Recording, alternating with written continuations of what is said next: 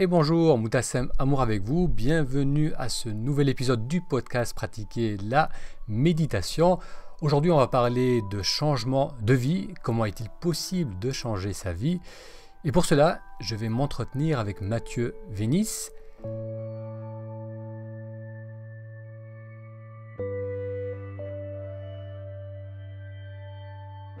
Si c'est la première fois que vous découvrez le podcast Pratiquer la méditation, bienvenue. J'y parle de méditation et de l'importance de vivre en conscience pour se reconnecter à la joie de vivre le moment présent. Donc ce soir, j'ai le plaisir de m'entretenir avec Mathieu Vénis, qui est l'auteur du blog Penser et Agir, qui est un blog de référence dans le monde francophone sur le développement personnel. Et Mathieu vient de publier un livre qui s'intitule « C'est décidé, je change de vie ». Mathieu, bonsoir, merci de participer au podcast. Bonsoir Moutassem, merci à toi de m'avoir invité. C'est un vrai plaisir de répondre à tes questions aujourd'hui. Alors Mathieu, si tu veux, on va aller dans le cœur du sujet. Tu parles de zone d'alignement. Donc ton livre nous invite à cheminer jusqu'à arriver à cette zone d'alignement. Alors pourrais-tu définir qu'est-ce que tu entends par cela ? D'accord. Alors, donc mon livre, oui, c'est décidé, je change de vie. Il est divisé donc en 6 zones qui sont les 6 étapes, on va dire des macro-étapes par lesquelles une personne va passer pour changer de vie. Et la dernière zone de ce livre, comme tu viens de le dire, s'appelle la zone de l'alignement. La première zone étant, si on peut les citer une par une, il y a la zone du doute, la zone de la pensée, la zone de la conceptualisation, la zone de l'action, la zone de la persévérance et enfin la zone de l'alignement. Pourquoi est-ce que je recite ce chemin-là? C'est parce que beaucoup de personnes, dans le développement personnel, dans la méditation, dans le bien-être en général, vont chercher en premier l'alignement, et alors qu'il y a beaucoup de travail à faire avant pour véritablement expérimenter ce que j'appelle l'alignement et ce que beaucoup de personnes appellent aussi l'alignement en développement personnel. Alors, qu'est-ce que c'est que l'alignement? C'est quand on sait exactement qui on est. Donc on se connaît soi, et quand on sait exactement ce qu'on est venu faire sur la planète ou dans notre vie, et qu'on incarne à la perfection sa mission de vie. Alors dit comme ça peut paraître très abstrait, et c'est justement pour ça que cette zone-là, je mets plein de warnings dans le livre en disant attention, n'allez pas directement à la zone 6, parce que vous auriez peut-être tendance à être trop, comme on dit, trop perché, si jamais vous commenciez par là, avant de vous être posé des questions sur quel est votre passé, qu'est-ce que vous pensez de la vie, qu'est-ce que vous voulez, qu'est-ce que vous considérez comme bon, comme mauvais, etc. Et qu'est-ce que vous voulez réellement faire de votre vie. Mais quand on arrive à se poser ces questions-là et qu'on agit tous les jours pour son projet de vie en totale autonomie et qu'on n'est plus victime de toutes les influences extérieures qu'il pourrait y avoir dans nos sociétés actuelles, eh bien à ce moment-là, on est parfaitement aligné et on est heureux au quotidien. Et le but du développement personnel, pour le faire ultra simple, c'est d'être heureux au quotidien. On voit souvent plein de définitions abracadabrantesques sur Internet. Bon, pour faire du développement personnel, pour bien en faire, il faut juste chercher toujours à être un petit peu plus heureux et accompli au quotidien. Et quand on a atteint ce niveau-là, c'est ce que j'appelle l'alignement parfait. On pourra D'accord, épiloguer après si tu veux. d'accord. Alors, pour beaucoup de personnes, ça peut sembler comme quelque chose d'assez lointain, trouver un cadre de vie où ils sont alignés avec leurs valeurs et qui se sentent vraiment bien. Et très souvent, les gens sont soit dans une dynamique d'insatisfaction de leur quotidien, où il y a une souffrance ou un stress, et ils veulent juste sortir de cela, ou bien ils aspirent à un petit résultat qui va peut-être les rendre les plus heureux, donc moins stressés, peut-être mieux communiquer avec leur conjoint. Et bien souvent, même ce petit changement semble difficile. Et très souvent, on semble bloqué dans notre vie et on n'arrive pas à aller de l'avant. Donc est-ce que c'est quelque chose que tu as constaté et pourquoi ça semble si difficile de changer et de sortir de sa routine? Hmm. Ouais, c'est une question très pertinente. Et là, du coup, ce qui est intéressant, c'est qu'on a présenté un petit peu la fin de la course, on va dire. Et là, on repart au début de la course. Donc, c'est ce que j'appelle la zone du doute. Et pour moi, la clé là-dedans, pour commencer à s'accepter en tant qu'individu et s'écouter soi-même plutôt qu'écouter le bruit ambiant, c'est de commencer par admettre qu'on est… Alors, je suis un ancien ingénieur en informatique, c'est pour ça que je fais beaucoup de parallèles avec l'ingénierie et l'informatique. Pour moi, l'être humain, c'est un ensemble de programmes. Ça a été démontré aussi dans la programmation neurolinguistique et dans l'hypnose. Euh, Et quand on prend conscience qu'on a un ensemble de programmes, on commence à imaginer, mais alors qui est-ce qui nous a mis ces programmes dans la tête? Ce qui est super intéressant quand on a ce raisonnement-là, c'est qu'on commence à se dire, le problème ne vient pas forcément de moi, il vient même absolument pas de moi, puisque j'ai pas choisi forcément de naître à tel endroit, dans telle famille, dans tel contexte d'évolution, quel milieu social, tel niveau de richesse, etc. Et ce qui est hyper intéressant quand on se rend compte de ces programmes, c'est qu'on peut commencer à analyser objectivement qui on est. Et au lieu de se dire j'ai une personnalité unique et un peu un truc illusoire, on peut se dire ma personnalité que je considère comme unique, en fait, c'est l'agrégation de toutes les influences et de tous les programmes que j'ai en moi. Il y a un exemple que j'aime bien donner. Si on est dans une famille aristocratique multimilliardaire, on va pas avoir la même vision du bien, du mal, ou la même façon de voter politiquement, ou la même façon de voir ce qui est gentil ou ce qui est pas gentil, que une personne qui serait née en Afrique ou en Syrie sous les bombes, par exemple. C'est un exemple totalement caricatural, mais on se rend totalement compte que la personnalité unique de la personne qui est née en Syrie et de l'autre qui est née dans un château, on va dire, elles vont être complètement différentes et avant même qu'elles naissent, c'est déjà programmé à l'avance parce qu'on est dans un environnement.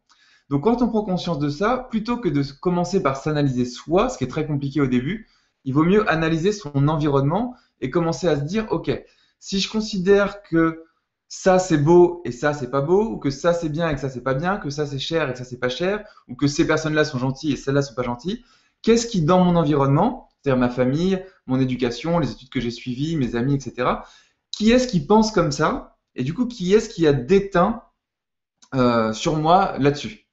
Et à partir de ce moment-là, on peut dresser un petit peu des profils. Comment est-ce que je me comporte quand je suis en famille? Comment est-ce que je me comporte quand je suis au travail? Comment est-ce que je me comporte quand je suis avec mes amis, par exemple? Et puis le dernier profil qu'on peut dresser aussi, qui est comment est-ce que j'aimerais me comporter idéalement si j'avais pas ces programmes-là et qu'est-ce que, quand je suis tout seul, en fait, si je m'écoute un petit peu, à quoi est-ce que je pense, qu'est-ce qui me rend joyeux, qu'est-ce qui me rend colérique, etc.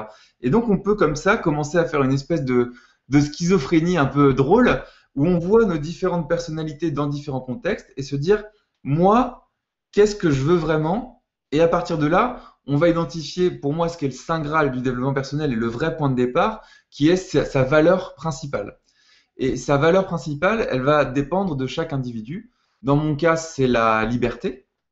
Donc, j'ai identifié ça il y a très longtemps que pour moi, le bonheur, c'était être libre. Pour d'autres personnes, ça va être la famille. Pour d'autres personnes, ça va être l'amour. Pour d'autres personnes, ça va être la vérité. Pour d'autres personnes, ça va être le pouvoir. D'autres personnes, ça va être le dépassement de soi. Il y a même une valeur aujourd'hui qui va être l'argent, par exemple. C'est devenu une valeur parce que c'est indispensable dans notre société. Et toutes ces valeurs prises séparément, on pourrait toujours dire, bah, bien sûr que j'en veux plus, bien sûr je veux plus de vérité, bien sûr je veux plus de pouvoir si jamais je suis aligné par rapport à ça, bien sûr que je veux plus d'amour dans ma vie, bien sûr que je veux plus de famille. Mais la question à se poser, c'est si tu peux en choisir qu'une seule et qu'on t'enlève toutes les autres, laquelle est la plus importante? Dans mon cas, ça a été la liberté, et dans d'autres cas, ce sera, pour d'autres personnes, ce sera autre chose. Et à partir du moment où on a ça, on peut commencer à se dire, quand on doit faire un choix, ok, est-ce que ce choix il est bien ou il est mal parce que je pense dans une de mes personnalités que j'ai identifiées, ou alors est-ce que ce choix que je suis en train de faire me rapproche de ma valeur, qui serait dans mon cas la liberté, ou dans le cas de quelqu'un d'autre, autre chose. Et c'est très très simple comme switch mental à faire dans sa tête, mais si on fait que des choix, et quand je dis choix, c'est pas des choix importants. Je suis pas en train de parler du choix de carrière, du choix de changement de métier, des choix d'études, etc. C'est vraiment de s'intéresser aux micro-choix qu'on fait dans sa vie. Quel film on va aller voir au cinéma? Quel menu on va prendre au restaurant? Est-ce qu'on choisit de se promener un dimanche après-midi ou de rester chez soi, etc. Et à chaque fois, alors dans mon cas, par exemple, me dire, voilà, quand je fais ce choix-là, est-ce que c'est libre pour moi? Est-ce que c'est un choix qui est fait pour ma liberté? Ou est-ce que il va être influencé par autre chose?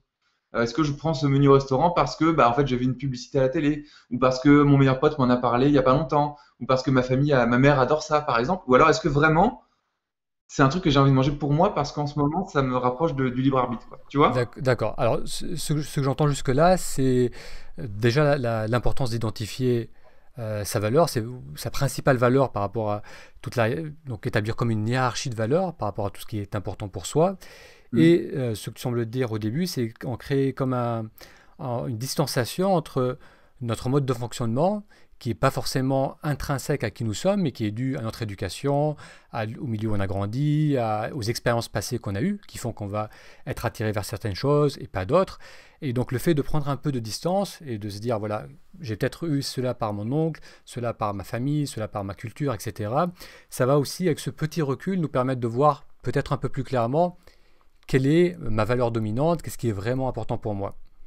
Et après, tu parlais aussi que toi, ça a été la liberté. Donc, dis-moi si c'est ça. Et après, est-ce que tu peux parler un peu plus, toi aussi, de ton parcours et de cet appel de la liberté? Est-ce que c'est ça qui t'a amené à créer ce blog et ensuite à écrire ce livre? Ça a été le début du chemin? Prendre conscience que ce qui était important pour toi, c'était la liberté?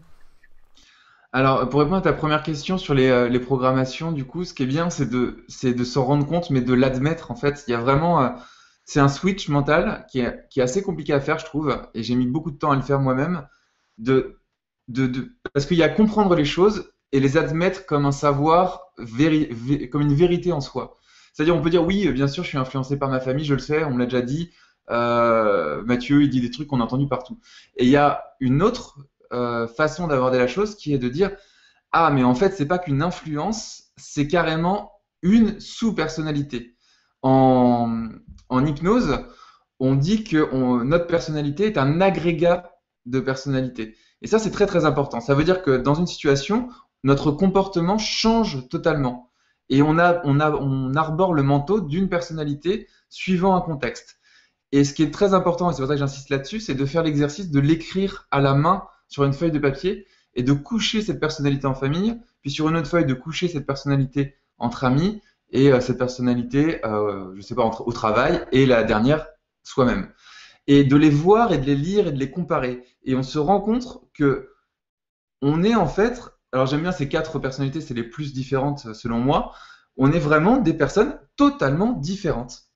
Donc ça, c'était vraiment pour l'exercice du début. Après, oui, on identifie sa valeur et après, il faut la décliner en projet, tout ça. Tout ça, c'est ce qu'il y a dans les zones du livre qui vont être la zone de la pensée, de la conceptualisation, de l'action, de la persévérance. Il y a beaucoup de choses. Là, c'était vraiment le tout début de la réflexion, mais c'est le plus important. Ensuite, pour mon histoire personnelle, alors oui, déjà, un grand oui. Tout ce que j'ai écrit dans le livre, c'est bien sûr, il y a des choses que j'ai lues ailleurs, que j'ai apprises, d'autres choses dont je suis je vais pas dire l'inventeur, je préfère dire le conceptualisateur. Euh, bien entendu, tout ce dont je parle, je l'ai expérimenté. Donc, à la base, moi, j'étais ingénieur. Donc, j'étais ingénieur dans l'informatique. J'ai suivi des études, donc un bac plus 5 à la faculté des sciences de Nantes. Et après, suite à ces études-là, j'ai travaillé 4 ans en tant qu'ingénieur. Le truc, c'est que depuis mes 15 ans, j'étais passionné de psychologie.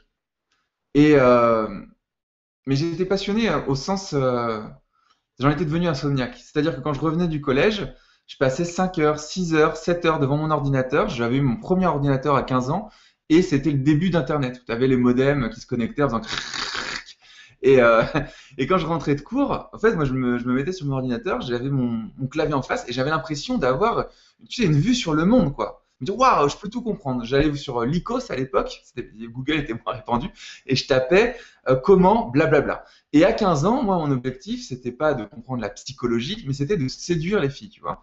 Et du coup, je cherchais comment séduire les filles. Et à partir de là, donc j'ai appris énormément de choses, mais j'ai bifurqué sur la communication entre les êtres humains et comment est-ce qu'on interagit entre nous. Et j'avais un passif un petit peu particulier aussi, puisque mes parents ont divorcé quand j'avais 3 ans, et j'ai pas vu mon père de 12 ans à 20 ans. Donc, je l'ai pas vu pendant 8 ans. Donc on peut dire que le modèle des relations humaines et de l'amour, pour moi, c'était quelque chose d'assez complexe à comprendre, et c'est pour ça que d'un côté, dans la vie réelle, j'étais ultra timide, et d'un autre côté, dans ma vie informatique et sur Internet, j'étais un passionné qui parlait avec des gens sur Caramel à l'époque, donc des chats, etc. Et donc ça me permettait de rencontrer du monde virtuellement et d'apprendre énormément de choses. Donc je me suis vraiment passionné pour la psychologie, mais dans ma famille, on disait que pour réussir sa vie, il fallait être soit ingénieur, soit médecin. C'était le discours qu'on me disait. Et comme j'ai la phobie du sang, j'ai choisi ingénieur. Mais j'ai mis du temps à comprendre ça, parce que comme j'étais passionné d'informatique aussi, parce que j'allais sur Internet et j'allais apprendre la psychologie comme ça, eh bien j'ai cru que j'avais une vraie passion et que c'était ma vie, c'était d'être ingénieur en informatique. Et j'ai vraiment mis du temps à me rendre compte que c'était pas pour moi. Et quand je dis du temps, c'est que ça m'a pris. Donc, je me suis passionné pour la psychologie à 15 ans, mais j'ai quand même eu un bac plus 5, donc jusqu'à 23 ans. Et quand je suis sorti à 23 ans, j'ai travaillé 4 ans, notamment chez Thales dans l'aérospatiale, chez Areva dans le nucléaire. J'ai fait donc EDF aussi, c'était dans le nucléaire, donc des grosses boîtes comme ça. Et en fait, j'étais vraiment pas heureux. Mais quand je demandais à mes collègues à la machine à café si eux, ils étaient heureux, à chaque fois, ils me disaient, bah oui, bien sûr, nous, on est heureux. Regarde autour de toi, il y a des gens en RSA, ils gagnent moins bien leur vie. Nous, on gagne bien notre vie. Nanana. Et moi, je leur disais, ah oui, mais c'est bizarre parce qu'on est quand même enfermé 8 heures par jour dans un bureau. Donc, j'avais un... tu vois, tu as deux valeurs qui s'affrontent. Alors, qui s'affrontent, c'est pas un vrai affrontement au sens bataille, mais en tout cas qui discutent entre elles. Mes collègues disaient, on a la valeur argent et on a la valeur sécurité. Et moi, je disais, mais moi, j'ai pas la valeur liberté. Parce qu'en fait, j'en avais rien à faire de gagner 3 000, 4 000, 5 000 nets par mois. Ce qui m'intéressait, moi, c'était de pouvoir aller prendre le soleil alors que j'étais condamné à rester dans un bureau 8 heures par jour pour travailler sur un ordinateur. Et même, je me prenais à rêver d'aller sous la pluie quand il pleuvait pour voir ce que ça faisait d'être dehors et de se sentir vivant avec la pluie qui frappe son visage, tu vois. Et ça a tellement été compliqué pour moi d'admettre ça que à un moment de ma vie, donc ça faisait 4 ans que j'étais ingénieur, j'ai carrément eu mon corps qui s'est recouvert d'eczéma. En 3 mois, j'ai eu une prise de poids de 15 kilos, c'est quand même pas négligeable. Et cette prise de poids plus l'eczéma m'a déclenché un jour un lumbago qui a évolué en hernie discale, alors que mon médecin me disait que c'était très peu probable d'avoir une hernie discale à cet âge-là. Donc j'avais 23 plus, je devais avoir 24, 25 ans à ce moment-là, parce que c'était un peu avant que je quitte mon job. J'ai travaillé 4 ans en tout, mais ça arrivait un peu avant ça. Et du coup, ça a vraiment développé des symptômes. À un moment, je pouvais même plus m'appuyer sur ma jambe gauche tellement que j'avais mal. Et on dit souvent en dev perso qu'on dit les maladies. Une maladie, c'est le mal à dit que, où on dit les mots sont des mots, les mots M-O-T-S sont des mots M-E-A-U-X. Et ça, c'est vrai. Et le jour où j'ai vraiment décidé de faire ce travail d'introspection et de m'écouter moi, je me suis dit, OK, maintenant, il faut vraiment que je renoue avec cette passion pour la psychologie, que je quitte mon job d'ingénieur. Et ça a été complètement incroyable comme expérience. C'est que, bah, d'une part, je voulais partager tout ce que j'avais appris, ma passion pour la psychologie sur un blog, donc j'ai créé Penser Agir en 2012. Mais surtout, quand j'ai annoncé à mon patron que je quittais mon job d'ingénieur, donc j'ai fait une rupture conventionnelle, eh bien, en 2, 3 jours, l'eczéma avait disparu. C'est quand même assez incroyable. 3 mois après, j'avais perdu mes 15 kilos. Et à la suite de cette perte de poids, ma hernie discale s'est résorbée. Alors que mon médecin me disait, c'est quand même très peu probable que ta hernie se résorbe et il va falloir que tu arrêtes le sport pour le reste de ta vie. Je faisais de la musculation, on m'avait dit, il va falloir que tu arrêtes. Et ben non, en fait, ça s'est résorbé. J'ai pu refaire de la musculation jusqu'à 6 fois par semaine, donc très intensive, et ça se passait très bien. Donc, tu vois, je t'ai raconté cette histoire pour, bah, déjà pour expliquer que je l'ai vécu et que je suis pas juste en train de dire des trucs un peu comme on voit partout, des gens qui répètent des trucs qu'ils incarnent pas et surtout la puissance que ça peut avoir de se rendre compte des influences et de ces programmes qu'on a en nous et d'oser faire le choix qui peut tout changer sans forcément avoir la vision globale, tu vois. C'est toujours intéressant d'avoir un point au loin de se dire je suis en train de tendre vers ma valeur, vers la liberté. Je quitte mon job, je renoue avec ma passion, je tends vers la liberté. Et ensuite de se dire bah voilà, je sais pas exactement comment tous les feux vont s'allumer au vert sur la route de ce chemin-là. Ça va être très compliqué, ça va peut-être être long, ça va être douloureux, etc. Mais j'accepte, et c'est là où il y a une grosse différence, c'est j'accepte les émotions, j'accepte la colère, j'accepte la peur, j'accepte la tristesse, et j'accepte aussi la joie qui va survenir de tous les challenges que je vais dépasser, parce qu'enfin je m'écoute et je vis pour moi. Et ça a réglé tous les problèmes, et ça je m'y attendais pas. Oui, alors, je dirais presque que ça n'a pas été un choix. C'est presque ton corps qui te l'a imposé. Ouais, C'est-à-dire que, comme tu disais, parfois on est dans une zone un peu inconfortable, mais pas suffisamment inconfortable pour nous amener à changer.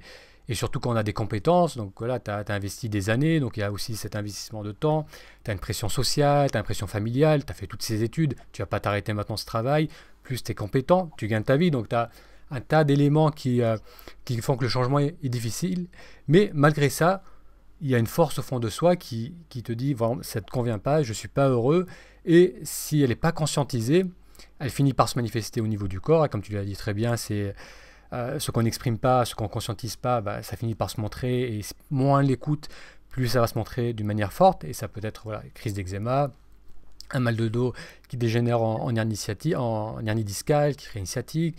Donc c'est une accumulation de symptômes qui fait qu'à un moment, on se dit, bon, ça peut plus durer et c'est le changement. Et après, c'est vrai que tu as eu comme ce recul pour te dire, bon, j'y vais franchement. Une fois que le changement est inévitable, décider d'y aller sans savoir où on va, sans savoir... Parce que quand tu as arrêté ton travail, tu n'avais pas forcément de vision de la suite. C'était quoi ton idée une fois que tu avais arrêté le travail? Alors, il y a deux choses, déjà tu l'as dit, et c'est le titre du livre, c'est décidé, je change de vie. Ce qui est hyper intéressant, c'est que c'est au moment qu'on fait le choix que tout se réaligne justement dans notre corps. Si on reparle un peu d'alignement, c'est le début de l'alignement et ça va mieux quand même le lendemain. Enfin, moi, c'était radical, hein. Le lendemain, j'allais mieux, alors que ma vie, fondamentalement, n'avait pas changé. Après, ça veut pas dire, les Américains disent, si vous voulez réussir, il faut brûler tous vos bateaux. Ça veut dire vous partez et puis vous brûlez absolument tout ce qui vous reste derrière pour faire le grand saut, quoi.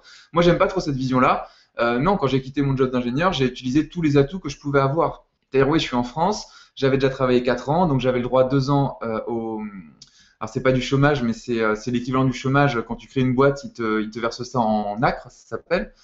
Donc, j'ai utilisé. Ce serait complètement bête de se dire, j'ai vu qu'il fallait faire le grand saut. Justement, faire le grand saut, c'est un programme qu'on a dans notre tête qui nous conditionne à procrastiner et à ne pas oser faire les choix. Parce qu'on se dit souvent, dans notre façon de parler, oui, mais si jamais je fais le choix de changer, si je vais faire le grand saut, ça va être compliqué, nanana.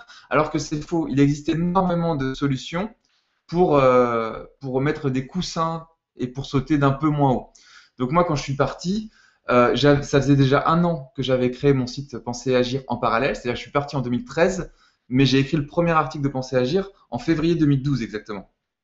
Donc j'avais déjà un site depuis 1 an. Par contre, il m'avait rapporté 0 euros. Et alors il y a les vrais chiffres de Google Analytics dans le livre que j'ai écrit. Parce que vraiment, je raconte toute l'histoire et pourquoi est-ce que je parle de tout ça. Et je crois que je faisais 200 visiteurs par jour ou 250 visiteurs par jour, donc très très peu. Et enfin, ça devait représenter, ça devait faire, je sais pas, 6000 visiteurs par mois, non même pas, 200 fois, ouais ça, 6000 visiteurs par mois. Donc voilà, donc aujourd'hui, Penser Agir en fait 400 000. Donc il y a une vraie différence, il y a une vraie évolution. Mais quand je suis parti, j'avais déjà ce site que j'avais construit et j'avais ce matelas d'argent. À l'époque, c'était sur 15 mois et maintenant, aujourd'hui, si quelqu'un prend un fonds ACK, c'est sur 24 mois. Donc il y a des moyens de faire. Après, ça ne veut pas dire que si on n'a pas accès à ces moyens, qu'il ne faut pas le faire. Tout dépend de notre contexte. Généralement, si on n'a pas ces moyens-là, c'est qu'on va sauter de moins haut. Parce que moi, comme tu l'as dit, quand j'ai dit à ma mère, j'arrête d'être ingénieur et je vais créer un site dans la psychologie, on m'a dit, mais tu vas foutre en l'air 9 ans de ta vie. Mais si j'avais ce matelas et cette opportunité d'avoir des allocations, c'est parce que j'avais ce job d'ingénieur, j'avais travaillé 4 ans. Généralement, si on n'a pas ça, peut-être qu'on a moins travaillé, peut-être qu'on a moins fait d'études et donc on n'a pas ces 9 ans derrière. Mais même ça encore, c'est pas forcément un argument. Mais il faut, dans sa situation, quand même réfléchir à comment le faire au mieux et le plus en sécurité. Alors, comment tu as communiqué cela auprès de tes proches? Comment tu les as rassurés? Comment toi, t'as accepté qu'ils soient déçus ou qu'ils soient un peu inquiets? Comment tu as fait face à ça? Parce que je sais qu'il y a certaines personnes qui sont vraiment bloquées par le regard de leurs proches ou par la résistance de leurs proches. Alors, bah déjà, il y a deux choses. La première chose, c'est d'accepter qu'on le fait pour soi. C'est ça qui est vraiment important toujours, on revient toujours à la même chose, c'est ce doute et cette identification des programmes. Je le fais pour moi. Donc déjà, à partir du moment où je le fais pour moi, on va avoir une force colossale pour gérer les critiques. Alors que si on le fait pour les autres, dès qu'on se prend une critique, on s'effondre parce on a conçu son choix sur de la base. Et ensuite, la gestion des critiques, donc ça j'en parle dans le livre aussi, dans la zone 1, c'est toujours la zone du doute, ça veut dire dès qu'on commence à douter et à dire ce qu'on veut faire dans sa vie, on se prend un maximum de critiques, c'est juste incroyable. Et moi ce que j'ai fait à ce moment-là, c'est que j'ai dressé 4 profils de personnes en fait. Et je me suis dit, voilà, il y a 4 types de personnes qui vont me critiquer, et pour chaque profil de personne, c'est très ingénieur encore comme façon de réfléchir, je vais trouver un moyen de comprendre cette personne et de gérer sa critique. Et comme ça, si on me critique, eh ben avant d'être débordé par mes émotions, je vais réfléchir à, ah oui, c'est quel profil? Ok, comment je gère? Donc ces 4 profils, pour les faire rapidement, il y a les protecteurs, les dogmatiques de la vérité absolue, j'aime bien ce petit nom, il y a les passifs inactifs et les gentils fous. Alors les protecteurs, c'est la famille et les amis. Ça veut dire que ce sont des personnes qui veulent nous protéger et qui parfois, dans leur critique, vont dire des choses douloureuses ou qui pourraient sembler vexantes ou méchantes. Mais ces gens-là ont une bonne attention au fond d'eux. Et la clé, c'est de comprendre leur vision du monde, c'est-à-dire de leur demander vraiment de parler et d'expliquer pourquoi est-ce qu'ils s'inquiètent pour nous et pourquoi est-ce qu'ils cherchent à nous protéger. Et la technique que j'ai trouvée pour les convaincre, parce que ça, c'est des gens qu'il faut convaincre, c'est ceux qui ont une intention pour nous, c'est de prendre des exemples de personnes qui ont réussi là où on veut réussir et qui étaient dans les mêmes circonstances que nous. Et on en donne 5, 6, 7, 8 comme ça. Et on leur explique, on prend le temps de leur expliquer, c'est important. Après, si la personne, le protecteur du coup, est encore en train de faire des critiques, dans ce cas-là, ça veut dire que dans sa vision du monde, il n'a pas une capacité à douter et à ouvrir son esprit suffisante pour comprendre notre vision du monde. Et dans ce cas-là, c'est pas grave, parce que ça devient son problème. Et on a fait tout ce qui était à notre pouvoir pour l'aider. Et ça ne sert à rien d'essayer de changer une personne qui ne veut pas changer. Ma mère, en l'occurrence, a mis des années à ne pas être inquiète pour ce que je faisais, mais des années et des années. Alors que j'avais beau tout lui expliquer. À un moment, j'ai arrêté de lui expliquer. Je lui ai fait, écoute, maman, c'est pas grave. Si tu es inquiète, sois inquiète, mais en silence. Voilà. Mais on fait son maximum quand même. Ensuite, les dogmatiques de la vérité absolue, c'est toutes ces personnes qui ont atteint le résultat qu'on veut atteindre, mais qui l'ont fait avec une méthode et qui sont persuadées que c'est la seule méthode pour réussir. Donc eux, ils vont nous saouler. C'est un peu le médecin qui disait à l'époque que l'hypnose marchait pas quand c'est sorti, et maintenant l'hypnose est reconnue dans la médecine. Mais au début, il y avait tous ces médecins qui disaient c'est du charlatanisme, ça sert à rien, l'hypnose c'est des marabouts, etc. Donc c'est un peu ça pour caricaturer vraiment. Et donc il y a des gens qui vont dire bah oui mais non, si tu veux devenir riche par exemple, il faut investir dans l'immobilier. C'est impossible de faire, je sais pas, de la bourse. Et d'autres ils vont dire il faut absolument faire du bitcoin, c'est impossible de faire un business web. Bah dans ce cas-là, ces gens-là, s'ils comptent pour nous, on essaie de les convaincre comme les protecteurs, ou alors on s'en fout totalement. Oui, et c'est dans le business et c'est aussi personnel. Certaines personnes vont te dire, voilà, il faut fonder une famille, il faut avoir 2 enfants assez rapidement, acheter la maison. Et parfois, c'est pas du tout notre voie, qui peut être complètement différente de celle de notre famille ou de notre entourage. Voilà. Et ce qui est intéressant avec ces gens-là, c'est ici ils ont déjà réussi, déjà se dire quand même que le conseil qu'ils nous donnent, c'est pour notre bien. Ils sont pas forcément en train de nous protéger parce que c'est pas notre famille, mais ils sont sincères dans leurs conseils. Mais après, on peut aussi comprendre qu'ils pensent, enfin, on peut voir qu'ils voient que leur méthode et se dire, ok, bon bah j'ai compris maintenant pourquoi il me dit ça. Alors soit on lui présente des cas parce qu'on a envie de le convaincre, soit on n'a pas envie de le convaincre parce qu'on s'est rassuré tout seul et qu'on se dit bon bah sa critique n'a pas lieu d'être parce qu'il n'a pas atteint l'objectif que moi je veux atteindre de toute façon. Ensuite, il y a les passifs inactifs, ça c'est tous ceux qui sont dans les brasseries, dans les PMU, etc., ou dans la rue, enfin partout, qui vont regarder le JT, la télé, etc., et qui passent leur temps à critiquer en utilisant des arguments euh, pessimistes. C'est la crise dans le monde, c'est la fin dans le monde, la planète va exploser, c'est le réchauffement climatique, etc., pour justifier le fait qu'on va rater notre projet. Alors que ça n'a aucun rapport. Ça ne veut pas dire que c'est pas que le réchauffement climatique est pas grave. Ça, c'est ni bien ni mal. Je ne mets pas de jugement là-dessus. Ce que je veux dire, c'est que ça n'a aucun lien avec le projet que je serai en train de présenter. Ou voilà, on dit souvent dans le cas business, ouais, je vais créer un business sur Internet. Et il y a toutes ces personnes qui n'ont jamais monté de boîte de leur vie et qui sont salariés qui disent non mais c'est la crise, t'es malade, tu vas te cracher. Là, on se dit ok, ça c'est un passif inactif. Et ensuite, il y a les gentils fous. Les gentils fous, c'est ceux qui ont le même projet que nous, mais qui n'ont pas du tout réussi et qui sont sûrs d'avoir la méthode pour réussir et qui s'évertuent depuis 10 ans à faire la même chose, mais qui n'ont pas réussi et qui te disent, toi, tu vas dans le mauvais chemin. Dans ce cas-là, on se dit, ouais, mais bon, il n'a pas réussi à atteindre mon objectif, ses conseils servent à rien. Et donc, c'est facile encore de virer cette critique-là. Et ensuite, il reste la dernière personne qui est la personne qu'il faut écouter. Et cette personne-là, c'est ce que j'appelle le mentor. Enfin, c'est pas moi qui appelle ça le mentor, tout le monde appelle ça un mentor. C'est pour moi la personne qui a atteint l'objectif qu'on veut atteindre d'une part. Et je rajoute quand même une deuxième chose, c'est qu'il partage aussi la valeur fondamentale. Dans mon cas, ce serait une personne qui génère plus de chiffre d'affaires que moi aujourd'hui sur Internet, par exemple, et et dont la valeur principale et l'objectif principal est la liberté. Parce que je sais qu'on va parler le même langage et qu'on aura la même vision du monde. Et que la stratégie qu'il va me donner va me libérer de mon temps. Alors que si je parle avec un entrepreneur qui fait aussi plus d'argent que de chiffre d'affaires sur Internet, par exemple, et qui a vraiment les résultats et qui a vraiment des bons conseils, mais que sa valeur principale, c'est l'argent, ça veut dire qu'il va dépenser beaucoup plus de temps ou occuper en tout cas son temps différemment. Lui, il va s'éclater là-dedans parce qu'il adore ça et être connecté aux chiffres, par exemple, mais moi, je vais moins m'éclater et je ne ferai pas l'effort nécessaire. Donc, c'est important cette notion de valeur pour se dire que même si le conseil est bon, il faut qu'il rentre dans notre vision du monde. D'accord. D'accord. Donc, on a vu là quelques outils qui sont très pratiques, donc on peut vraiment appliquer pour faire face aux résistances, à l'inquiétude de nos proches ou des personnes qu'on rencontre par rapport à nos choix de changement. Alors là, bien souvent aussi, c'est le manque de clarté. Donc on a vu que voilà, on peut être dans une situation de vie où on est insatisfait, personnel, travail, on ressent que le changement est nécessaire, parfois c'est la crise, comme on a vu, même le corps qui va nous pousser vers le changement, et on va se retrouver dans une zone où on n'est pas trop sûr. Soit on a eu beaucoup de déceptions dans le passé, donc on doute de soi, il y a un manque de confiance, et on n'est pas trop sûr d'où l'on veut aller dans notre vie. Comment avoir un peu plus confiance dans notre capacité à savoir qu'est-ce qui est important pour soi maintenant. Il y a plusieurs questions là. En fait, il y a deux questions. C'est comment est-ce que je sais ce que je dois faire, un peu comment trouver ma passion ou si on va un peu plus loin, ma mission. Et il y a aussi comment arrêter d'avoir peur d'échouer vis-à-vis de mes expériences passées.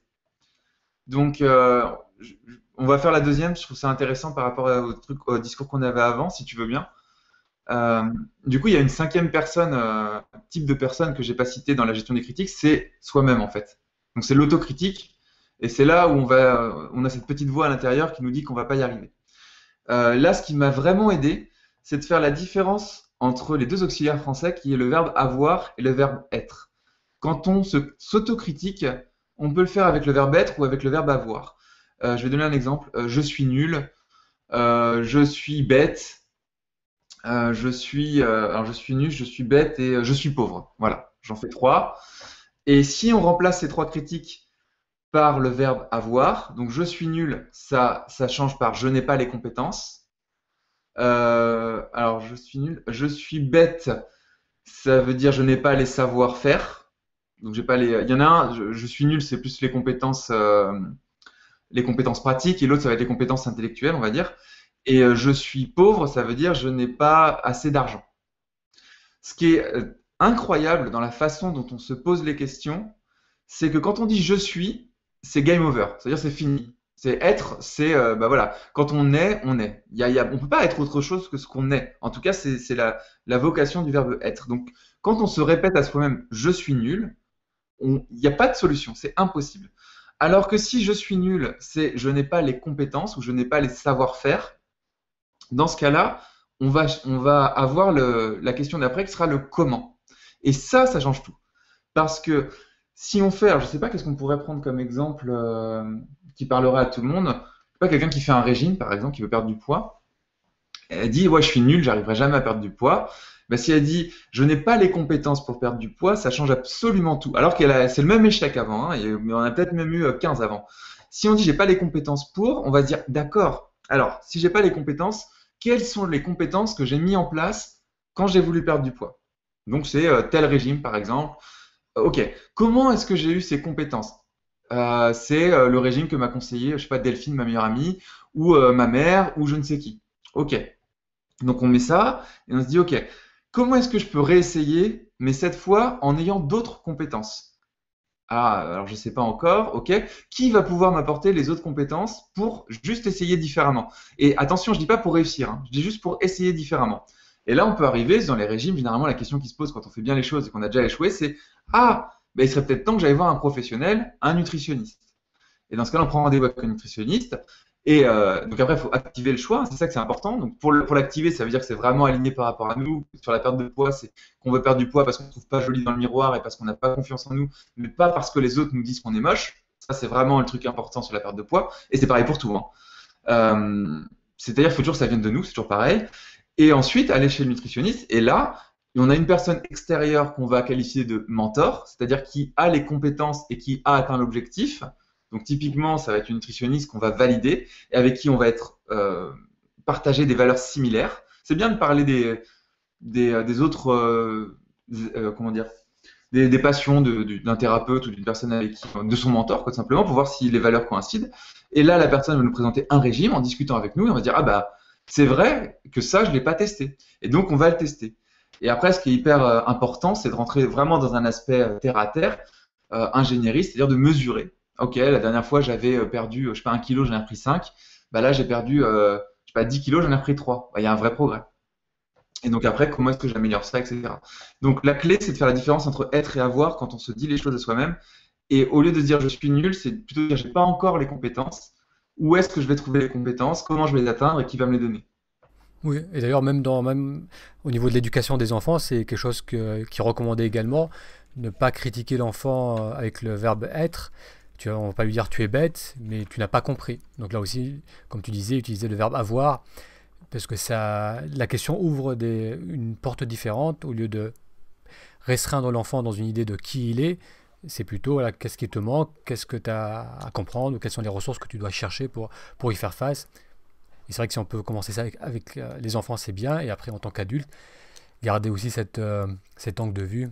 Donc c'est une bonne, ouais, c'est un bon rappel et c'est une question qu'on peut se poser. Est-ce que j'utilise le verbe être ou avoir lorsque je doute de moi? Et en psychologie, on parle de, donc quand la petite voix interne de tête, ça s'appelle le dialogue intérieur. Et quand la petite voix parle, elle parle à ce qu'on appelle l'enfant intérieur. Donc c'est la même chose en fait, hein. Et c'est encore un programme, c'est-à-dire que ce qu'on dit, par exemple si on dit je suis nul, on répète ce que un membre de la famille ou autre disait au petit enfant qu'on était, et notre dialogue intérieur reproduit ce qu'il a appris et le dit à l'enfant intérieur. Donc c'est la même chose à chaque fois. Donc c'est complètement en phase avec l'éducation des enfants. D'accord. Alors si on reprend, si on part sur le premier aspect de la question, ou que je peux poser autrement, qu'est-ce qui peut aider à la prise de décision lorsqu'on Ouais. est face à un dilemme, on est dans une dynamique de changement, mais on n'arrive pas à savoir est-ce que je lâche mon boulot, est-ce que je reste, est-ce que je déménage, est-ce que je m'investis avec cette personne ou pas. Ça, ça peut être très souvent source de stress parce que lorsqu'on réalise qu'on n'a pas le choix, eh bien, du coup, on stresse pas trop parce qu'on ne peut pas y faire. Mais dès qu'on a une décision à prendre, qu'on a la possibilité de faire un choix, bien souvent, ça peut générer un gros stress parce qu'on se sent bloqué et tiraillé dans deux directions. Alors, bah, il y a cette valeur au loin dont on parlait au début.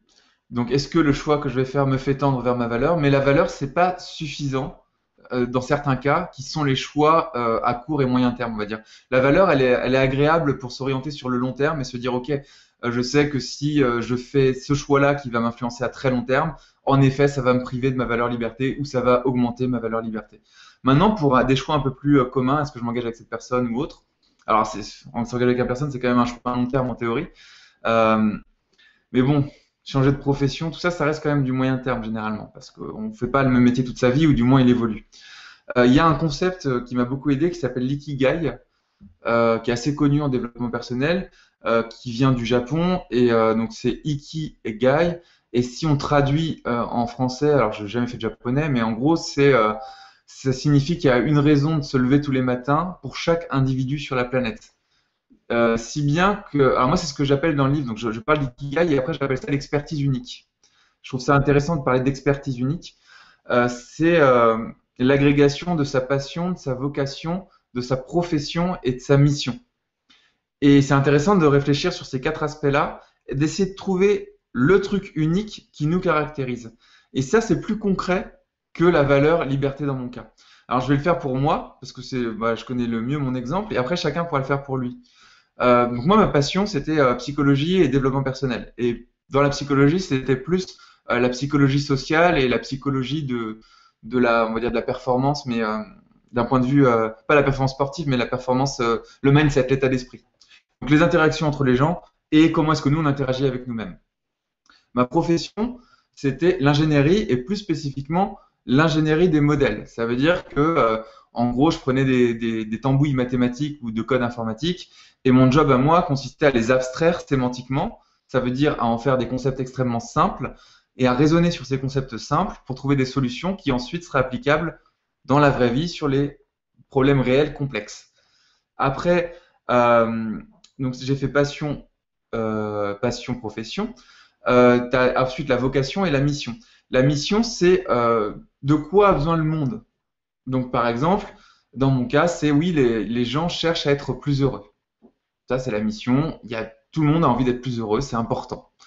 Et la vocation, c'est plus, est-ce qu'il y a déjà des gens qui sont prêts à payer pour ce que tu vois dans ta mission, par exemple? Est-ce qu'il y a déjà des gens qui payent aujourd'hui pour être plus heureux? Ah bah oui, il y a des gens qui vont voir des spectacles, il y a des gens qui vont voir des thérapeutes, il y a des gens qui vont voir des psys, il y a des gens qui vont qui vont acheter des compléments alimentaires pour être plus heureux. Enfin, il y a tout un marché du bonheur, hein, voilà. C'est pas à toi que je vais le dire. Il y a des ventes de techniques de méditation pour aussi être plus en harmonie et tout ça. Donc il y a un marché gigantesque là-dessus. Et je me suis dit, OK, alors comment avec ma passion pour la psychologie et ma profession d'ingénieur, je vais pouvoir aider les gens à être plus heureux et ils vont me payer pour ça. Et en faisant cette tambouille-là, j'ai créé une approche du développement personnel que j'ai baptisé le développement personnel par l'action, qui est caractérisé par un ingénieur qui fait de la psychologie et qui modélise et simplifie à outrance des concepts qui en apparence pourraient être ultra compliqués. C'est-à-dire, je me suis dit, bah oui, je résous des problèmes dans l'aérospatial et dans les satellites, mais être heureux, réussir et ressentir du bien-être, c'est aussi un problème extrêmement compliqué au même titre qu'un satellite. Donc, avec les mêmes compétences, je dois être capable de trouver des modèles qui fonctionnent. Et il y a une clé là-dedans, vraiment pour cette réflexion-là, que j'ai mis du temps à comprendre, c'est qu'il ne faut pas penser aux compétences de premier degré de sa profession, qui seraient, dans mon cas, je ne sais pas, faire des équations ou programmer, mais il faut réfléchir en termes de compétences intrinsèques, c'est-à-dire les compétences qui sont sous-jacentes à ce qu'on voit. Et ça, on en a tous. Et donc moi, dans mon cas, c'était la logique, je suis extrêmement logique, et la capacité d'abstraction, c'est-à-dire la capacité de simplification. Ça s'entend d'ailleurs même dans ma façon de parler. Tu vois, quand tu me demandes comment gérer les critiques, je dis oui, il y a 4 catégories, etc. Je te présente les profils. Je suis très, très structuré, très, très méthodique et très, très logique. Ça, c'est les compétences intrinsèques de mon métier. Mais il y en a partout. J'aime bien prendre l'exemple de la caissière au supermarché. Si on lui donnait cet exercice-là, elle pourrait dire au premier abord, moi, j'ai aucune compétence, je suis caissière, c'est pas un métier reconnu. Et moi, je dirais non, non, non, non, non. Tu as énormément de compétences. Première compétence, la patience, parce que tu arrives à gérer les gens. Deuxième compétence, l'intelligence sociale. Sourire aux gens, les accueillir, leur dire la phrase à chaque fois et qu'ils repartent avec une bonne expérience, même s'ils sont énervés. Et ensuite, troisième compétence qu'on oublie, le calcul mental rapide. Tu sais rendre la monnaie, tu sais compter les pièces, tu es multitâche. Parce que tu sais dire bonjour, tu sais en même temps passer les articles, rendre la monnaie, etc. Donc multitâche, intelligence sociale et j'ai oublié ce que je disais. J'ai oublié l'autre que j'ai dit tout à l'heure, mais bon. Du coup, on peut isoler comme ça ce qui s'appelle des compétences intrinsèques et on peut se dire comment est-ce que ces compétences intrinsèques, je peux les adapter à ma passion. Moi, typiquement, la compétence multitâche de la caissière, je l'ai absolument pas. Tu me demandes de faire deux choses en même temps, je fais les deux choses extrêmement mal. Donc moi, je suis toujours focalisé sur un truc. L'intelligence de tout ce qui va être calcul mental ou autre, je suis quelqu'un de très logique, mais par contre, rendre la monnaie, j'arrive pas, ça m'énerve. C'est des trucs, je ne sais pas faire du calcul mental rapide. Tout ce qui est comptabilité, par exemple, je suis extrêmement mauvais. Pourtant, il y a une croyance qui dit que l'ingénieur en informatique, il va savoir faire de la compta, réparer une imprimante, etc. Tu vois, c'est faux en fait. Et chaque profession a des compétences intrinsèques et généralement, ces compétences-là, on peut les réutiliser dans sa passion et faire ce travail avec l'ikigai. D'accord. Oui, pardon, je te coupe, c'est intéressant et c'est encourageant parce qu'on réalise que chaque individu est unique et donc on a tous des compétences, des aptitudes, une accumulation d'expériences qui vont faire qu'on a quelque chose de particulier à offrir. Et après, j'écoutais un podcast et il parlait d'une recherche, d'une étude qui a montré que les personnes qui vraiment euh, faisaient une différence, ou que ce soit dans le milieu de l'art, que ce soit au niveau des affaires, dans les startups, qui vraiment arrivaient à amener un changement ou avoir un grand succès, c'était pas nécessairement des personnes qui dès le départ savaient où elles voulaient aller, mais c'était des personnes qui ont accumulé des expériences de vie, un tas de boulot, un tas de difficultés, un tas d'échecs, et petit à petit, elles ont su ce qui les passionnait, ce qu'elles voulaient vraiment faire. Et ce que cette même étude a montré, c'est que des personnes qui, dès le départ, étaient passionnées par quelque chose, et bien parfois décrochaient. Donc parfois on a cette idée dans notre culture moderne que on doit dès le départ faire des études, rester dans sa profession, être à fond et expert dans quelque chose pour être heureux, pour réussir, alors que ce que la réalité nous montre, c'est que bien souvent, non, c'est une accumulation d'expériences qui peuvent être très variées et qui, en apparence, ne sont pas du tout liées, mais qui vont faire que lorsqu'on va trouver, comme tu disais, ce point de rencontre de toutes ces compétences et de toutes ces expériences et aptitudes, on va pouvoir vraiment offrir quelque chose qui est unique et comme c'est unique, on ne va pas vraiment avoir de compétition. Ouais. Ouais, carrément, il y a une citation que j'aime bien qui dit que celui qui réussit, c'est celui qui échoue une fois plus que l'autre. Et de toute façon, on n'apprend que dans l'action. On a beau lire des livres de développement personnel ou de psychologie ou de n'importe quoi et en avoir lu 1000, on aura toujours moins on saura vraiment, d'un point de vue vérité, toujours moins que la personne qui a lu aucun livre mais qui a passé sa vie enfin même pas sa vie, qui a agi pendant un mois à fond. On peut lire toute sa vie des livres, on peut lire 1000 livres, on en saura moins qu'une personne qui agit à fond pendant un mois. C'est... Après, il faut pas agir non plus aveuglément. C'est pour ça qu'il y a toujours cette dualité entre la pensée et l'action, où on se dit, voilà, il y a un temps pour réfléchir, pour penser, pour conceptualiser, il y a un temps pour agir, persévérer et reprogrammer son système de croyance par ce qu'on a compris. Mais c'est vraiment une balance, et la plupart des gens passent leur temps à lire et pensent qu'en lisant, ils savent. Et c'est complètement faux. Et ça, en tant qu'ingénieur, j'ai mis énormément de temps à m'en rendre compte, parce que nous, on est les as de croire savoir. C'est-à-dire, on lit des trucs et on croit qu'on sait, alors qu'en fait, on sait rien du tout. Oui, tant que c'est pas, le modèle n'est pas appliqué dans le concret, dans la réalité, c'est là où on voit où on pensait Ouais. aller de A à Z, mais on arrive à C déjà, ça ne va pas comme prévu et il faut tout revoir. Donc ça, c'est vrai que c'est une façon aussi de procrastiner. Très souvent, ça, les gens qui, je sais que beaucoup de personnes qui lisent des livres de développement personnel, de spiritualité, qui écoutent des vidéos, bah, il y a une espèce d'élan, d'inspiration, c'est motivant, ça fait du bien. Il s'inspire. Mais voilà, et du coup, mais si on n'agit pas, c'est une façon de procrastiner, c'est une façon d'éviter aussi l'échec et de se faire du bien, mais ça, au bout d'un moment, on se rend compte que ça ne suffit pas. Il faut agir. Il, il y a une notion hyper importante aussi quand on est dans l'action, et quand je dis qu'on apprend dans l'action, c'est la notion de radar mental. Quand on fait son plan d'action et qu'on essaie de voir à l'avance complètement bêtement en essayant de prévoir toutes les situations, en fait, notre radar mental, il est seulement en fonction de ce qu'on a vécu et de ce qu'on croit savoir. Alors que celui qui trouve la première action ultra simple, qui passe à l'action directement sans se soucier de l'avenir, eh ben, en passant à l'action, il va rencontrer naturellement des personnes, il va naturellement être au-devant de nouvelles situations, et après, libre à lui de transformer ces situations en opportunités, donc d'actionner les opportunités, et en fait d'agrandir ou de réorienter ou de refocaliser son radar mental. Et on se rend compte, hein, moi j'en avais fait des tonnes en 2012, des plans d'action hyper longs en me disant ouais je vais faire ça avec penser agir, c'était complètement barré par rapport à ce que c'est aujourd'hui. Mais ce que c'est aujourd'hui, c'est parce que j'ai rencontré telle et telle personne dans tel événement, parce qu'à un moment dans ma vie, on m'a dit tiens, il y a un déjeuner là avec, je sais pas, une dizaine de personnes. Bah, peut-être que c'était là que on s'est rencontré d'ailleurs il y a longtemps. Et j'y suis allé et j'ai rencontré des gens qui me permettent, enfin, qui m'ont fait changer d'avis et qui m'ont appris, qui m'ont fait agrandir mon radar de perception et donc activer des opportunités que si j'avais pas rencontré ces personnes-là, je n'aurais même pas été capable d'imaginer, quoi. C'est à ce niveau-là, c'est qu'on dit on peut matérialiser tout ce qu'on peut penser, etc. Mais il faut être encore capable de penser à certaines choses, d'imaginer en dehors du radar mental. Et ça, c'est incroyable. Et rien que le fait d'aller voir un film au cinéma qui nous rapproche de notre valeur, d'aller à un repas, un événement, une conférence, un rassemblement, c'est bien l'aspect social et de voir des gens qui avancent sur les mêmes objectifs que nous et qui ont un peu d'avance, ça ouvre le champ des possibles de façon, mais c'est une infinie de possibilités qui arrivent par rapport à lire un bouquin dans sa chambre, quoi. Oui. Alors là, tu as un point important et c'est presque un peu le paradoxe de ce cheminement où d'un côté c'est intéressant de clarifier là où on veut aller, mais ultimement ce que l'on recherche tous, c'est un ressenti. C'est un ressenti de paix, de joie, de confiance. Et après on peut s'imaginer que si on obtient ce travail, si on a ce succès, si on met en place ce projet, si on achète cette maison, si on vit cette relation, ça va nous rendre heureux, mais ce que l'on recherche ultimement, c'est d'être heureux, de se sentir utile, de se sentir vibrer, de se sentir en confiance et bien dans le moment présent.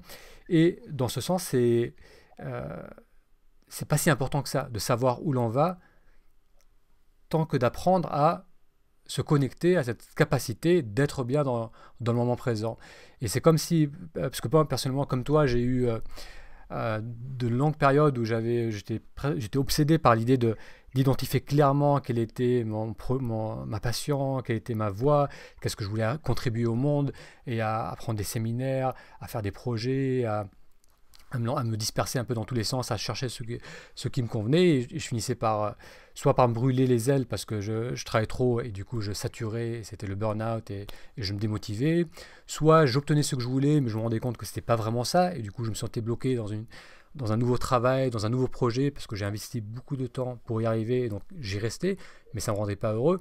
Et plus ça va, plus je réalise que euh, l'essentiel pour moi, c'est d'avoir très très régulièrement ces retours dans le présent et d'agir à partir de là. Et ce que j'ai trouvé qui était aussi intéressant, c'était que effectivement, ce que je veux, ce qui est important, c'est toujours là, et ça a tendance de plus en plus à se matérialiser, mais c'est pas ça qui me rend heureux, c'est plus la capacité d'être dans le présent et de garder cette ouverture. Qu'est-ce que tu ressens par rapport à tout cela et par rapport à, à cette démarche que tu proposes justement d'identifier ce qui est important pour soi? Bah, il y a un truc super intéressant dans la formulation des gens qui disent je serai heureux quand j'aurai atteint tel objectif. Parce que cette formulation présuppose que maintenant je suis pas heureux. Et donc, si on dit je serai heureux quand j'aurai atteint tel objectif, je présuppose qu'aujourd'hui je suis malheureux, donc je renforce mon malheur. Alors que intellectuellement et mentalement, on pourrait se dire que on est en train de se projeter dans le bonheur. C'est ça, c'est un gros problème du dev perso et dans les projections, c'est toujours mal fait. On fait tout le temps des projections idéales et positives, etc. Mais le problème de ces projections, c'est que c'est pas la projection en elle-même qui est un peu problématique, c'est de, l'état de la personne qui l'a fait et l'intention qu'il met derrière.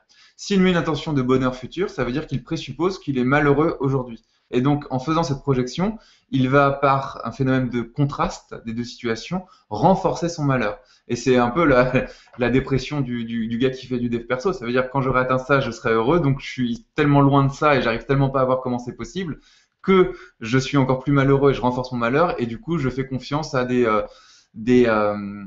peu de mysticisme ou un peu de magie ou un peu de trucs comme ça en se disant ce que je pense va se matérialiser et en oubliant de passer à l'action parce que le problème de cette projection fait que passer à l'action, c'est faire ce grand saut justement, qui est parce à chaque fois qu'on se projette en se disant je serai heureux quand et qu'on présuppose du coup qu'on est malheureux maintenant, on éloigne encore plus le truc, on approfondit le trou et on a encore plus peur de passer à l'action. Donc c'est super mauvais. La solution pour ça, c'est de se poser la question comment est-ce que je peux faire pour être encore plus heureux maintenant. Mm. Avec Ça, ça peut- avec les ressources que l'on a maintenant, sans avoir besoin d'attendre que quelque chose change. C'est ça, c'est ça. Comment est-ce que je peux... Et ça présuppose en plus qu'on est heureux. Si on dit comment est-ce que je peux faire pour être encore plus heureux maintenant, ça présuppose qu'on est déjà heureux maintenant. Donc ça, c'est intéressant comme question qu'on peut se poser à soi. Et on peut toujours faire améliorer sa joie. On a toujours un seuil de joie. On peut même le mettre à zéro, on peut le mettre à -1000. Enfin, les gens peuvent dire, ouais, je suis complètement déprimé en ce moment. Je peux, ouais, d'accord, mais t'es pas mort. Donc, si tu es encore là pour m'en parler et que tu es encore là pour pleurer et encore là pour te plaindre, ça veut dire que tu peux réfléchir à comment être un petit peu plus heureux que ce que tu es maintenant. Et si on se pose cette question et qu'on écoute sa façon de parler et qu'on se dit toujours, oui, bon, d'accord, ça va pas en ce moment, mais qu'est-ce que je peux faire pour être un petit peu plus heureux maintenant? Déjà, sur le bien-être interne, ça fait une différence fondamentale. Et ensuite, toujours avoir cette dynamique de choix en se disant, voilà, pour être heureux maintenant, qui va me faire tendre vers mon ikigai et ma valeur, du coup. Après, il y a une notion dont on n'a pas parlé ici, mais ce serait peut-être un peu trop long d'en parler, qui est le projet, qui est quand même au milieu, parce qu'on a la valeur, on a l'ikigai, ensuite il y a une notion de vision que je développe dans le livre, et il y a ensuite une notion de projet qui permet de rendre le truc avec la méthode SMART, donc spécifique, mesurable, réaliste, temporellement défini. Et puis le A, je remplace atteignable par aligné, moi, justement, cette notion d'alignement qui est très importante. Donc il y a quand même tout ça, et il y a un moment quand on a un projet, quand on l'a bien défini, ça c'est important de savoir définir un projet, et encore une fois c'est compliqué parce qu'on peut dire j'ai déjà entendu la méthode SMART, mais il faut bien la comprendre, c'est-à-dire qu'il faut la pratiquer pour la comprendre. Et bien ensuite, il y a ce qu'on appelle la division d'objectifs en tâches. Et on est capable, alors j'ai une méthode dans le livre qui s'appelle la méthode de division successive, qui permet d'avoir la prochaine étape qui va être tellement simple qu'on est sûr en fait de ne pas échouer. Ça c'est intéressant d'avoir cette action-là tout le temps, parce qu'il y a des actions où on est sûr de ne pas échouer. Je vais te donner juste, sans te décrire la méthode, quand j'ai commencé en 2012, mon projet, je veux être libre et vivre de mes revenus sur Internet, et la première action que j'ai identifiée, simple, pour pas avoir cette projection à trop long terme. Et la première action simple, c'était trouver le nom de mon site. Et voilà. Et ça, je me suis dit, tu vois, dans ma situation de ah, je suis chez moi, j'ai quitté mon job, c'est cool, mais quand même, waouh, bientôt j'aurai plus de revenus. En plus, j'ai que 100 visiteurs sur mon site, c'est la merde. Je me suis dit, bon, comment est-ce que je peux faire pour être encore plus heureux maintenant et qui me rapproche de mon projet qui est vivre de mes revenus sur Internet, nanana, et qui tend vers la liberté, bah, c'est trouver le nom. Ah, bah alors je vais prendre du plaisir à trouver le nom de mon site. Et de cette manière-là, j'ai enlevé tout le trou, toute la distance avec le truc au loin qui était très compliqué et qui était abstrait, qui me faisait peur. Et j'ai renforcé mon bonheur immédiat en me disant, ouais, je vais m'intéresser au nom de mon site, ça c'est cool. Et je peux le faire. Je sais que j'échouerai pas. Je sais que je trouverai un nom. Et en fait, en faisant des petits pas comme ça, on va y arriver, quoi. Faut s'endormir avec la tête dans les étoiles, c'est-à-dire cette projection un petit peu lointaine en se disant, mais sans prendre en compte les aspects faisabilité, c'est-à-dire rien de pratique, juste une visualisation parfaite, et ensuite se réveiller les pieds sur terre en se disant c'est quoi la prochaine action maintenant qui va me rendre un petit peu plus heureux aujourd'hui. Oui, ça me fait penser à le livre de One Thing, Yes. la chose ou la première chose, et je ne me souviens plus de l'auteur qui nous invite à identifier cette action, une action, et vraiment aller de plus en plus spécifique et trouver une action qu'on peut appliquer. Et lui, il ajoute qu'il essaie de trouver une action qui a un grand levier, c'est-à-dire que si on met en place cette action, ça va se répercuter et arranger un tas d'autres actions derrière. Ouais, c'est vrai que la notion de levier est hyper importante, mais elle est aussi, elle présuppose qu'on a une vision du projet assez claire quand même, très très claire quoi. Alors que quand on démarre et qu'on est un petit peu tendu et qu'on sait pas trop quoi faire, généralement, voilà, ce levier on sait pas trop encore. Donc moi j'aime bien dire trouve l'action la plus simple. Et ensuite, quand on commencera à mettre des habitudes de vie, de la persévérance, de l'organisation, des matrices d'Eisenhower et tout ça, là, tous les trucs un peu plus organisationnels, avec la planification stratégique, là, on parlera de l'effet de levier qui est un peu plus. C'est pas que business d'ailleurs, mais c'est un petit peu plus tard pour moi que si on cherche l'effet de levier dès le début, ça peut être aussi un argument inconscient pour dire ouais, mais je sais pas si c'est le bon choix ou je sais pas si c'est celui qui aura le plus d'impact. Je fais ah, te pose pas la question, agis déjà et mesure l'impact. Et puis plus tard, quand tu auras pris l'habitude d'agir tous les jours et d'être plus heureux tous les jours, on va chercher les effets de levier, quoi. Mais le one thing, par contre, il est vraiment important, ouais. Juste une chose, un truc. Et aussi, quand tu passes à l'action, tu oublies tout le reste, quoi. C'est tête dans le mur, quoi. Tu fonces, tu fonces, tu fonces, les yeux fermés, jusqu'à avoir fini l'action toute simple que tu as identifiée. Donc moi, le jour où j'ai dit je trouve le nom de mon site, je me suis posé et voilà, je crois que j'ai mis 4 heures, mais pendant 4 heures, j'ai fait que ça, quoi. Je trouve le nom de mon site, je trouve le nom de mon site, je trouve le nom de mon site, et j'irai bouffer plus tard. Oui, oui, on est dans le présent, on est impliqué dans une action et voilà, ça évite de se disperser et de perdre de l'énergie en allant un peu dans tous les sens. Très bien, donc là on a beaucoup parlé du travail qu'on fait sur soi. Qu'est-ce que tu penses du rapport aux autres? Parce que là aussi, c'est quelque chose que je rencontre assez souvent par rapport aux emails que je reçois, aux échanges que j'ai avec les lecteurs. C'est beaucoup de personnes investissent beaucoup de temps à travailler sur eux-mêmes, que ce soit à travers des livres ou même des thérapies, à se sentir de mieux en mieux, de plus en plus confiants. Mais dès qu'ils vont sortir de leur zone de confort, dès qu'ils vont aller au contact du monde, on va dire, hop, ils vont perdre leurs moyens, retomber un peu dans leurs vieilles inquiétudes. Donc moi l'approche que je recommande et que je fais moi aussi, c'est très tôt dans tout cheminement, c'est inclure l'autre, c'est aller vers les autres parce qu'ultimement là aussi, la qualité de notre vie est grandement impactée par notre rapport aux autres, que ce soit personnel, professionnel, et plus tôt on va intégrer ça dans notre cheminement, mieux ça sera. Ouais, bah, carrément, je sais plus quel philosophe disait ça, mais il définissait l'homme comme un animal social. Et il y a des études scientifiques qui ont prouvé que si on prend un homme et qu'on l'isole dans une chambre sans contacts sociaux, on lui donne quand même à manger et à boire, bien sûr, mais il voit personne, il finit par dépérir et par mourir. Donc, on est obligé d'être en relation avec d'autres personnes, sinon on va. C'est ce qui se passe sur. Je sais plus comment il s'appelle ce film avec Tom Hanks là où il est sur une île déserte. Seul, ouais, Seul au monde, ouais. Où il commence à faire parler un ballon en fait. Donc il dessine un visage sur un ballon pour que ce soit une personne et il commence à discuter avec lui. Je crois qu'il l'appelle vendredi. Non, après vendredi c'est l'Indien. Mais voilà, il devient fou en fait. Il devient fou et il crée l'humain qu'il n'a pas en face de lui. Donc ça, c'était pour, d'un point de vue biologique, on est encore une fois programmé, mais cette fois, c'est une programmation génétique. Donc là, on est programmé pour ça. Pourquoi est-ce qu'on est programmé pour ça? C'est parce qu'on doit mélanger nos gènes pour rendre l'espèce humaine plus forte et qu'elle survive le plus longtemps possible. C'est le principe de n'importe quelle espèce. Et donc, on est obligé, et là, pour le coup, on ne pourra pas, enfin, difficilement le reprogrammer, en tout cas, à part peut-être avec l'épigénétique, mais je ne m'aventurerai pas là-dessus. En tout cas, on est obligé d'aller au contact des gens. Donc c'est vrai qu'il faut travailler le fait d'être à l'aise avec les autres. Maintenant, il ne faut pas le faire non plus n'importe comment. C'est-à-dire qu'il ne faut pas y aller la fleur au fusil sans avoir préparé le truc. Mais là, ça revient à toute notre discussion du début, c'est-à-dire apprendre à gérer les critiques avec par exemple les 4 profils que j'ai donnés si ça parle aux gens et être sûr et certain de sa valeur et de son ikigai. Parce que si on n'est pas aligné, justement, c'est une question d'alignement par rapport à cette valeur et cet ikigai, quand on va nous critiquer, on va, même si on met la personne dans une des quatre catégories que j'ai données, ben on va se sentir démuni, on va se sentir à court d'arguments. Alors que si on est vraiment aligné et passionné par ce dont on parle, on va le défendre comme ses enfants, quoi. Et la personne qui n'ose pas encore aller au contact des autres alors qu'elle aurait l'impression d'avoir fait tout ce qu'on a dit dans cette interview-là, c'est que je pense qu'elle l'a mal fait. Il y a beaucoup de personnes aussi qui sont convaincues. Par exemple, je donne l'exercice de l'ikigai avec passion, profession, vocation et mission. Je le fais faire à quelqu'un et inconsciemment ou consciemment, il va essayer de faire rentrer son projet du moment là-dedans.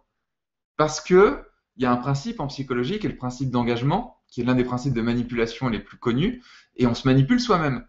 Et si on a passé 10 ans à faire quelque chose et qu'on n'y arrive toujours pas, c'est le gentil fou dont je parlais dans les critiques, donc la personne qui essaye, qui est sûre d'avoir la bonne méthode pour réussir mais qui n'a jamais réussi, eh bien on lui donne un exercice, mais comme elle est sûre que c'est ce qu'il lui faut avant même de faire l'exercice, elle va pas oser se remettre en question.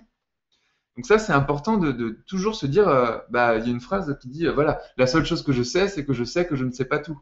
Et donc je travaille mon ouverture d'esprit, je reste enseignable, et quand on me fait faire un exercice, je le fais intelligemment, quoi. Mais Et attends, juste pour revenir sur ce dernier point du contact des autres, est-ce que ce serait pas aussi intéressant de très vite aller faire des allers-retours? Parce que c'est vrai, comme tu le disais, pendant la plus grande partie de son existence, l'être humain a dû vivre en tribu pour survivre et se protéger, se nourrir, combattre, etc. Mais de nos jours modernes, on peut parfaitement s'isoler devant la télé, aller chercher à manger au supermarché et avoir très peu d'interaction avec les autres. Donc c'est possible aujourd'hui de passer beaucoup plus de temps tout seul. Et justement, est-ce que aller assez rapidement, assez tôt, présenter son ikigai, donc échanger avec les autres, ça ne nous permet pas de faire ce travail d'une manière plus efficace, plus profonde là, que de s'isoler pour le faire? en fait, je le ferai pas dans ce sens-là. C'est-à-dire que pour moi, c'est important d'avoir des relations sociales, ça je reviens pas là-dessus, hein. Mais par contre, pour moi, c'est à partir du moment où on est vraiment aligné à sa valeur et son ikigai qu'on va être de toute façon naturellement obligé d'aller vers les autres. Je pense pas que c'est les autres qui vont nous aider à trouver notre ikigai. C'est là où il y a un petit point où je bute, tu vois. C'est que il y a un moment, si on est vraiment aligné par rapport à notre truc, on veut vraiment réussir, on va chercher des mentors. Donc des gens qui partagent nos valeurs et qui ont atteint les objectifs qu'on veut atteindre. Ça, c'est obligatoire. On ne peut pas y arriver autrement. Alors après, c'est sûr, c'est vachement mieux de le faire en allant rencontrer les mentors en question, plutôt qu'en lisant leur biographie ou en regardant des vidéos sur YouTube. Mais c'est déjà bien de regarder des vidéos sur YouTube et de lire des livres. Mais voilà, il faut cet équilibre entre l'action et la passion. Maintenant, y aller vraiment trop tôt, ça peut faire l'effet inverse. Par exemple, une personne qui se dit, je sais pas, je veux entreprendre sur Internet et qui va à un séminaire où il y a 1000 personnes qui entreprennent sur Internet, si elle ne sait pas exactement ce qu'elle veut faire, qu'elle n'a pas exactement son ikigai ou autre, elle va immédiatement, c'est par le non-verbal et par l'intonation des gens et leurs mouvements et tout ça, être attirée par les personnes de la salle qui ne savent pas vraiment ce qu'elles veulent faire. Et du coup, c'est toujours pareil dans les séminaires. Il y a des petits groupes de gens qui débutent, enfin, un séminaire, on va dire grand public, il y a des petits groupes de gens qui débutent et qui disent ouais mais tu crois que c'est vrai ce qu'il dit ou tu crois que c'est possible ou tu crois que c'est pas des faux témoignages et en fait ces gens-là ils renforcent leur programme, c'est-à-dire qu'ils n'ont pas encore fait le switch, ils sont pas encore passionnés et motivés par ce qu'ils veulent vraiment, alors que la personne qui y va avec son ikigai clair, sa valeur claire, elle a déjà identifié la liste des gens qui y allaient, elle sait déjà qui elle veut rencontrer, elle arrive au séminaire, elle est en train de chercher du regard le conférencier à qui elle veut parler, elle est en train de chercher du regard les gens qui sont assis à côté d'elle si elle les connaît pas ou si elle les a pas vus. Elle a pris une place un peu plus chère pour être devant avec les gens qui ont payé un peu plus cher et donc être à côté de personnes qui investissent plus sur elle. Et en fait, ça change absolument tout. Mais tout vient à la base de la clarté par rapport à soi-même. Et ça m'ennuie un peu si je disais aux personnes, tu veux démarrer, vas-y directement. Dans ce cas-là, il faudrait que vraiment contrôler l'environnement où la personne va. Parce que sinon, elle va être avec les gens qui pensent comme elle à ce moment-là. Et il y a un exemple que je donne souvent, si on veut perdre du poids et qu'on est gros, on est obèse, il faut surtout pas se motiver avec deux autres amis obèses. Parce que pour se récompenser de la séance de sport, on va aller manger une glace au McDonald's. Alors que si on est obèse, il faut plutôt, alors dans ce cas-là, si on se dit j'ai besoin des gens pour y arriver, eh ben aller parler aux fit girls ou aux mannequins ou aux personnes qui sont minces de la salle de sport où on est, y aller. Et c'est tellement important pour nous qu'on dépasse toutes nos croyances de jugement et compagnie. Et on dit voilà, ça fait 10 ans que j'essaie de perdre du poids, j'en peux plus. Toi, t'es mince, t'es magnifique, t'es exactement comme je voudrais être. est-ce qu'on peut faire connaissance? Et si les valeurs matchent, ben là, on a trouvé notre partenaire. Et il n'y a pas besoin d'en rencontrer 100 si on en a un qui est parfait, quoi. Alors, je vois dans ton livre, il y a, donc déjà par rapport à notre discussion, c'est beaucoup de conseils pratiques, donc des choses qui, j'ai l'impression qu'on peut sortir un papier, un stylo et faire les exercices. Et donc là, on a exploré que quelques aspects de ces différentes zones qui vont nous amener graduellement à une zone d'alignement. Mhm. Et donc je mettrai le lien sur la page de cet épisode. Le livre C'est décidé, je change de vie. Donc je pense qu'il est disponible sur Amazon, en Il librairie. est, il est disponible partout, toutes les Fnac, les Cultura, toutes les petites librairies de quartier, Amazon bien sûr, Fnac.com aussi. Il est sur Duno.com, puisque du coup mon éditeur c'est donc le groupe Hachette. C'est les éditions Interéditions qui font partie de Duno, qui est la part psychologique de Hachette. Donc il est partout et comme c'est distribué par un grand éditeur en tout cas, c'est très bien approvisionné quoi. Quand on va dans n'importe quelle librairie, on peut soit le commander, soit le prendre en rayon. Et si c'est une Fnac ou un Cultura, il sera toujours en rayon normalement. Je conseille d'ailleurs aux gens d'aller plus sur les boutiques physiques que sur Amazon. C'est un peu mieux pour faire survivre les commerçants, les petits libraires et tout. J'aime bien conseiller ça. Mais après, voilà, pour toutes les personnes qui préfèrent acheter sur Amazon, il est aussi sur Amazon, bien sûr. D'accord, très bien. Alors je te propose de finir avec quelques courtes questions et tu peux prendre autant de temps que tu souhaites pour y répondre. Est-ce que tu as, ou quel est ton rituel quotidien ou quasi quotidien qui te fait le plus de bien, que tu as mis en place et que tu fais depuis un certain temps et qui te fait vraiment du bien? Bah dans ce cas-là, c'est mon rituel matinal. C'est celui que je vais faire pour me lever. Alors moi, ce que je fais, c'est que j'ai mon téléphone en mode avion qui est dans la salle de bain et c'est mon réveil en fait. Et donc quand il sonne le matin, il sonne dans la salle de bain, donc je suis obligé de me lever pour l'éteindre. Ça, c'est la clé que j'ai trouvée pour me lever. Parce que quand on est tout seul et qu'on est son propre patron, il n'y a personne pour nous taper sur les doigts quand on se lève pas. Donc je fais ça. C'est robotisé, hein, mon rituel matinal. Donc je fais ça, j'éteins mon réveil. Je change pas le mode avion tant que j'ai pas fini mon rituel matinal. Donc mon téléphone reste en mode avion. Ensuite, je me brosse les dents. Brosse à dents électrique, c'est chronométré, 30 secondes machin, donc ça fait 2 minutes en tout. Ensuite, douche froide. Ça, c'est tant que j'ai pas fait ma douche froide, je suis pas réveillé, je suis pas hyper. C'est pas une question de bonne humeur, c'est une question d'énergie. Je suis pas hyper énergique. Je suis pas du matin moi.